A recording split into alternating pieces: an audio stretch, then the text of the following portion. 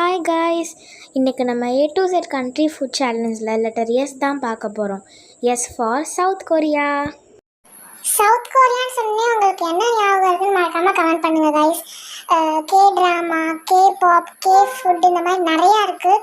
உங்களுக்கு என்ன ஞாபகம் வருதுன்னு மறக்காமல் கமெண்ட் பண்ணுங்கள். பிரேக்ஃபாஸ்ட்டுக்கு என்ன சாப்பிட போகிறோன்னு சொல்லு ஷீபா. பிரேக்ஃபாஸ்ட்டுக்கு நம்ம கிம்பாப் தான் நெக்ஸ்ட் சாப்பிட போகிறோம். கைஸ், உங்களுக்கு ஒன்று தெரியுமா? கிம்னா வந்து சீவீட், பாப்னா வந்து ரைஸ். ஸோ கிம்பாப் அப்படிங்கிறது சீவீட் ரைஸை தான் வந்து கொரியனில் கிம்பாப் அப்படின்னு சொல்லுவாங்க. ஓகே ஷீபா, நீ சீக்கிரம் சாப்பிடு.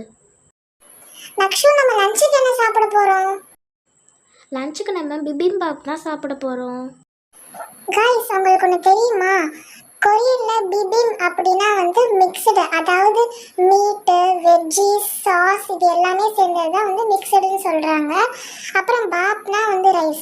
ஸோ மிக்சடு ரைஸ் அப்படிங்கிறது தான் வந்து பிபிம் பாப்னு சொல்லுவாங்க. நக்ஷு, எனக்கு பிபிம் பாப் ரொம்ப பிடிச்சிருக்கு. சரி ஷீபா, நீ ஃபஸ்ட்டு அதை சாப்பிட, அப்புறம் நான் உனக்கு இன்னும் கொஞ்சம் தரேன். ஷீபா, நம்ம டின்னருக்கு என்ன சாப்பிட போகிறோம்?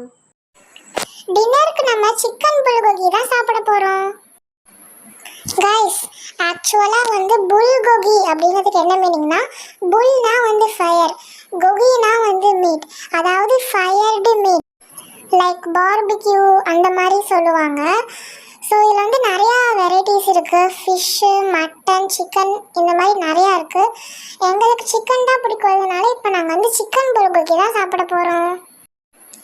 நக்ஷு, இது ரொம்ப காரமாக இருக்குது.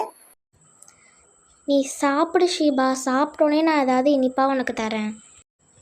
ஓகே காய்ஸ், லெட்டர் எஸ் இதோட கம்ப்ளீட் ஆயிடுச்சு.